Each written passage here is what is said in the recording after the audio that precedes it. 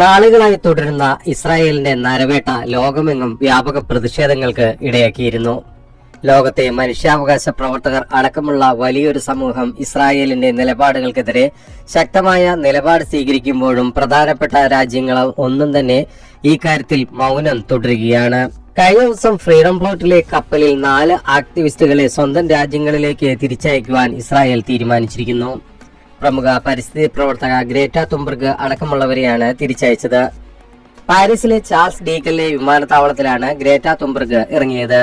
ഇവിടെ മാധ്യമങ്ങളെ കണ്ട തുംബർഗ് പോരാട്ടം അവസാനിപ്പിച്ചിട്ടില്ലെന്നും ഇനിയും തുടരുമെന്നും വ്യക്തമാക്കി. നിയമവിരുദ്ധമായാണ് ഞങ്ങളെ ആക്രമിച്ച് ഇസ്രായേൽ തട്ടിക്കൊണ്ടുപോയത്, പിന്നീട് തടവിലാക്കി. ഞങ്ങളോടൊപ്പം ഉണ്ടായിരുന്ന ഏതാനും പേരും ഇപ്പോഴും ഇവിടെയുണ്ട്.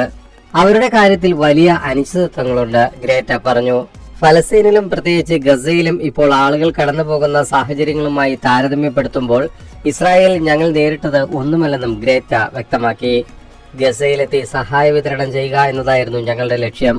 ഈ ദൗത്യത്തിന്റെ അപകട സാധ്യതകളെക്കുറിച്ച് ഞങ്ങൾക്ക് നന്നായി അറിയാമായിരുന്നു. ഞങ്ങൾ ഇവിടം കൊണ്ട് അവസാനിപ്പിക്കില്ല എന്നത് ഉറപ്പാണ്. ഫലസ്തീനികൾക്കുള്ള ഞങ്ങളുടെ വാഗ്ദാനമാണിത്.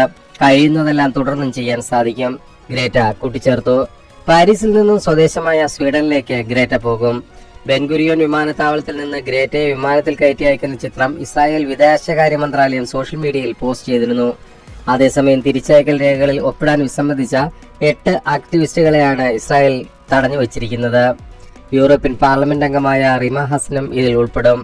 അവരെ റാംലയിലെ ഗിവോൺ ജയിലിലേക്ക് മാറ്റിയതായാണ് റിപ്പോർട്ടുകൾ. ഗസയിലെ ഇസ്രായേലിന്റെ പട്ടിണിക്കൊല ലോകത്തിലെ ശ്രദ്ധയിലെത്തിക്കാനാണ് ഫ്രീഡം ഫ്ലോട്ടിലെ സഖ്യം മാദലിൻ എന്ന നൗകയിൽ ഇറ്റലിയിൽ നിന്നും ഗസയിലേക്ക് യാത്ര തിരിച്ചത്. ഗസയിൽ എത്തും മുമ്പേ ഇസ്രായേൽ ഇവരെ തട്ടിക്കൊണ്ടുപോയി തടവിലാക്കുകയായിരുന്നു. ഇസ്രായേലിന്റെ നേതൃത്വത്തിൽ നടക്കുന്ന നരനായാട്ടിൽ ആയിരക്കണക്കിന് സ്ത്രീകളും കുട്ടികളുമാണ് ഫലസ്തീന്റെ മണ്ണിൽ മരിച്ചു വീഴുന്നത്. ഗസയിലടക്കം ജനവാസ കേന്ദ്രങ്ങൾക്ക് നേരെയും ആശുപത്രികൾക്ക് നേരെയും തുടർച്ചയായി നടക്കുന്ന വ്യോമാക്രമണത്തിൽ വ്യാപക പ്രതിഷേധം ഉയരുന്നുണ്ടെങ്കിലും യാതൊരുവിധ നടപടിയും സ്വീകരിക്കുവാൻ ഇസ്രായേൽ ഇനിയും തയ്യാറായിട്ടില്ല. ഇതിനിടയിൽ ഹൂത്തികളടക്കമുള്ളവരുടെ നേതൃത്വത്തിൽ വലിയ തോതിലുള്ള ആക്രമണമാണ് ഇസ്രായേലിനെതിരെ നടന്നു വരുന്നതെന്ന് പാശ്ചാത്യ മാധ്യമങ്ങൾ റിപ്പോർട്ട് ചെയ്തു.